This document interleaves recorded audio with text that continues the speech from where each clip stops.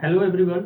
Today I have discussed about the most important and vital topic, that is status of secondary and senior secondary education in India. यह topic MEd semester 3 के अंतर्गत special paper में है, जो कि secondary education के अंतर्गत आता है और यह यूनिट 1 से संबंधित है। साथ ही इसमें मैं बात करूंगा process of teaching learning of adolescent, यानी किशोरों की शिक्षण अधिगम प्रक्रिया। कहने का तात्पर्य है, सर्वप्रथम मैं स्टेटस की बात करूं, स्थिति की बात करूं, माध्यमिक और वरिष्ठ माध्यमिक स्तर पर शिक्षा व्यवस्था मुख्य रूप से किशोरों, जो कि किशोर स्टेज वाले बच्चे होते हैं, उनकी गतिविधियों पर निर्भर करती है। भारत में ये दो प्रकार की जो शिक्षा व्यवस्थाएं हैं, जैसा कि मैंने पूर्व में बताया, सेंट्रल स्तर पर central board of secondary education and ICSE, साथ ही स्टेट बोर्ड यानी स्टेट स्तर पर 9, 10, 11, 12 दो स्तरों में पूरी होती है। 9, 10 सेकेंडरी और 11, 12 सीनियर सेकेंडरी। भारत में लिटरेसी का जो परसेंटेज है वह 71% तक बच्चों, वो खासकर वयस्कों में पाया जाता है। महिलाओं की स्थिति उससे कम है। जहाँ तक शिक्षा व्यवस्था की बात है तो 2011 के जो सेंसस हुए हैं उसमें लगभग 18 यानी 18 करोड़ से ऊपर माध्यमिक और वरिष्ठ माध्यमिक शिक्षा स्तर में बच्चों की स्थिति रही है।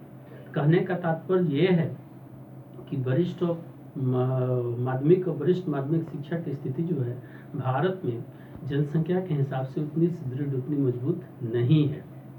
ज़्यादातर बच्चे, समस्या क्या है, ज़्यादातर बच्चे वेस्टेज या स्टेग्नेशन फेल हो जाते हैं या किसी कारण से ड्रॉप आउट स्टेज में आ जाते हैं, तो व्यवस्था जो है वो सुदृढ़ नहीं हो पाती है। कुछ काम में लग जाते हैं। इसका तो मैं प्रॉब्लम पे नहीं बात कर रहा हूँ, समस्याओं पर बात नहीं कर रहा हूँ।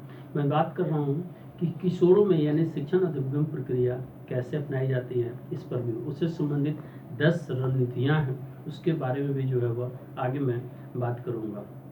साथ ही साथ किशोरों में किस प्रकार की गतिविधियाँ कैसे हों और शिक्षण व्यवस्था को कैसे सुदृढ़ बनाया जाए, मजबूत बनाया जाए और शिक्षक कैसे उनके सहायक बने, यह महत्वपूर्ण है। तो एक एक करके मैं विस्तार से आगे बात करने जा रहा हूँ। Now, first describe in English status of secondary and higher secondary education. Secondary school is where kids get educated after their primary education is completed. Secondary education acts as a link between primary and higher education. The senior secondary years of a student involves the 11th and 12th grade of a student. Senior secondary is also referred as high school in various places. In India, 71% of adults do not have upper secondary education. Even among younger adults, 70% of women have not attend upper secondary education compared to 58% of women. माध्यमिक और उच्च माध्यमिक शिक्षा की स्थिति हिंदी में स्पष्ट कर दूं। माध्यमिक विद्यालय वह जगह है जहां बच्चे अपने प्राथमिक शिक्षा पूरी होने के बाद शिक्षित होते हैं। माध्यमिक शिक्षा प्राथमिक और उच्च शिक्षा के बीच एक कड़ी के रूप में कार्य करती है। एक छात्र के वरिष्ठ माध्यमिक वर्षों में एक छात्र की 11वीं में 12वीं कक्षा शामिल होती है। वरिष्ठ माध्यमिक को विभिन्न स्थानों में उच्च विद्यालय भी कहा जाता है। भारत में 71% वयस्कों के पास उच्च माध्यमिक शिक्षा नहीं है। 58% पुरुषों की तुलना में युवा वयस्कों में 70% महिलाओं ने उच्चतर माध्यमिक शिक्षा प्राप्त नहीं की है। Secondary education cover children aged 14 to 18, a group comprising 18.85 crore children according to the 2011 census of India. The final 2 years of secondary is often called higher secondary and senior secondary, or simply the +2 stage. All the schools at that level are co-educational, although upper secondary education is generally divided into general and vocational education, with some programs of artistic study as well as It is mainly organized in a single structure with a variety of options. Over time, facilities in secondary schools have improved impressively. The majority of secondary schools have got school buildings 69%. माध्यमिक शिक्षा में 14 से 18 वर्ष के बच्चे शामिल हैं। ये चीज़ें स्पष्ट है। एक समूह जिसमें भारत की 2011 की जनगणना के अनुसार 18.85 करोड़ बच्चे शामिल हैं। माध्यमिक के अंतिम 2 वर्षों को अक्सर उच्च माध्यमिक एचएस सीनियर सेकेंडरी या +2 चरण कहा जाता है। अभी चूंकि 2021 के आगे होने वाली है तो डाटा के साथ कुछ चेंज हो, बट ये लगभग जो फिगर है वह स्पष्ट है। उच्च स्तर के सभी स्कूल सह शैक्षिक हैं, यानी को एजुकेशनल। यद्यपि उच्चतर माध्यमिक शिक्षा को आमतौर पर सामान्य और व्यावसायिक शिक्षा में विभाजित किया जाता है, साथ ही साथ कलात्मक अध्ययन के कुछ कार्यक्रमों के साथ यह मुख्य रूप से विभिन्न विकल्पों के साथ एकल संरचना में आयोजित किया जाता है। समय के साथ माध्यमिक विद्यालयों में सुविधाओं में प्रभावशाली सुधार हुआ है। अधिकांश माध्यमिक स्कूलों को स्कूल भवन 69% मिले, यानी 69% को मिल चुका। बाकी जो है कुछ अभी स्टेज में है, यानी उन्हें फुल फ्लेजेज नहीं मिल पाया है। अभी भी जो प्राइमरी स्कूल है उसी में जो है वह एकोमोडेट करके चलते हैं। Now process of teaching learning of adolescent, that is the most important and vital topic that is related to the unit 1. It cannot be overstated how important teachers are in the lives of adolescent. Teachers spend more time with a child than their own parents do. Students this age will usually lack motivation, at least to some extent, and will be confused about their place in the world. So, what can instructor do to make sure that high school students are developing and learning? Additionally, how can we help students transition through adolescence and succeed academically? Adolescence is a difficult time in development process and a time of withdrawal from reliance on the social network as well as a notable withdrawal from the responsibilities. Now in Hindi, किशोर के शिक्षण अधिगम की प्रक्रिया प्रभावी रूप से। किशोर के जीवन में शिक्षक कितने महत्वपूर्ण है या अधिक नहीं हो सकता है, जैसा कि सामान्य बात होती है। शिक्षक अपने माता पिता की तुलना में बच्चे के साथ अधिक समय बिताते हैं। इस उम्र के छात्रों में आमतौर पर प्रेरणा की कमी हो, कम से कम कुछ हद तक, और दुनिया में अपनी जगह के बारे में भ्रमित हो।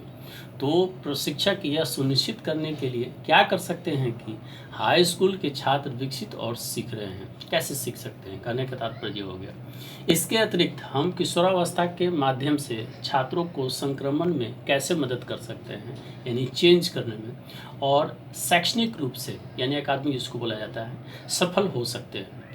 किशोरावस्था का विकास एक कठिन समस्या है और सामाजिक नेटवर्क पर निर्भरता से वापसी का समय है, साथ ही जिम्मेदारियों से उल्लेखनीय वापसी है।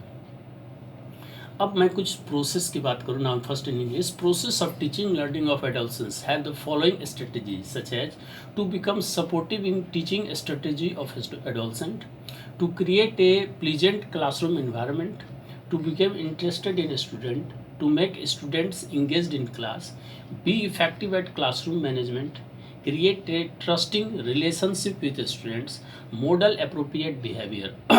All the above points helpful for effective teaching learning, especially in adult stage of the students. Now in Hindi, किशोरों के शिक्षण अधिगम की प्रक्रिया प्रभावी रूप से निम्नलिखित है। नंबर 1, किशोर की शिक्षण रणनीतियाँ में सहायक बनना, बातचीत से सहकर्मी को प्रोत्साहित करना, दैट मीन्स पीयर ग्रुप, जो साथी संगति होते हैं छात्रों के, उनसे संबंधित बात है ये। एक सुखद कक्षा पर्यावरण बनाना, अपने छात्रों में रुचि रखना और इसे दिखाना, अपनी कक्षा में छात्रों को शामिल करना, कक्षा प्रबंधन में प्रभावी होना, अपने छात्रों के साथ एक भरोसेमंद संबंध बनाना, और लास्ट में उपयुक्त व्यवहार बनाना। इस प्रकार से इसके ये महत्वपूर्ण पॉइंट हैं।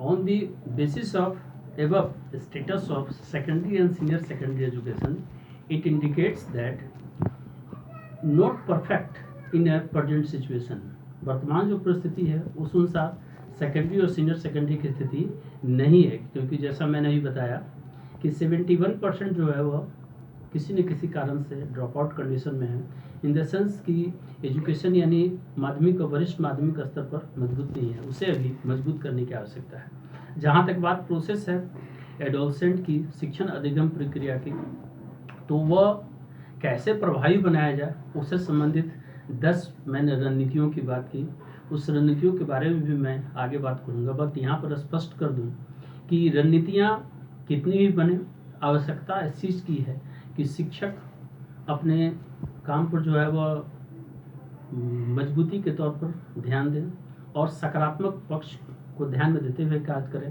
तभी सफल हो सकते हैं। क्योंकि एडल्ट यानी जो छात्रों की जो किशोरावस्था होती है वह उस प्रकार से उन्मुक्त होकर वो कार्य करते हैं जैसे उन्हें लगता है कि जो भी मैं कर रहा हूँ वो सही कर रहा हूँ, सार्थक तरीके से कर रहा हूँ। क्योंकि ये एक ऐसा दौर है, कठिन दौर होता है, इसमें संभालना और सही डायरेक्शन में काम करना अति आवश्यक है। उसमें शिक्षण अधिगम प्रक्रिया महत्वपूर्ण भूमिका निभाती है अगर ये सुचारू रूप से संचालित हो तो, क्योंकि इस दौरान विभिन्न प्रकार की समस्याएं आती है, समस्याओं का समाधान भी क्लासरूम में किया जाता है। इसलिए आवश्यक है कि एक अच्छे क्लासरूम की व्यवस्था हो, कक्षा प्रबंधन सही तरीके से हो, शिक्षक सहायक के रूप में काम करें, उनका व्यवहार अच्छा हो, तभी ये सफल हो सकता है। इन सभी पॉइंट की चर्चाएं आगे मैं करूँगा। और लास्ट में मैं स्पष्ट कर दूं कि आप इस वीडियो को देखें, पसंद करें, इसका नोट्स तैयार करें और मैं इसे ये YouTube पर भी ऑलरेडी अपलोड रहेगा। इस चैनल को पसंद करें, सब्सक्राइब करें, ताकि समय समय पर इससे संबंधित जो वीडियो रहेगा वो आपको मिलता रहेगा। अब इसका नोट्स तैयार करने में मदद होगी। इससे संबंधित कोई क्वेश्चन हो तो कमेंट बॉक्स में आप मेंशन करेंगे। तो मिलता हूँ अगले क्लास में। ये आज इसका पार्ट 1 था। पार्ट 2 में इसके 10 8 पॉइंट है, उनसे संबंधित मैं बात करूँगा विस्तार से। थैंक यू, धन्यवाद।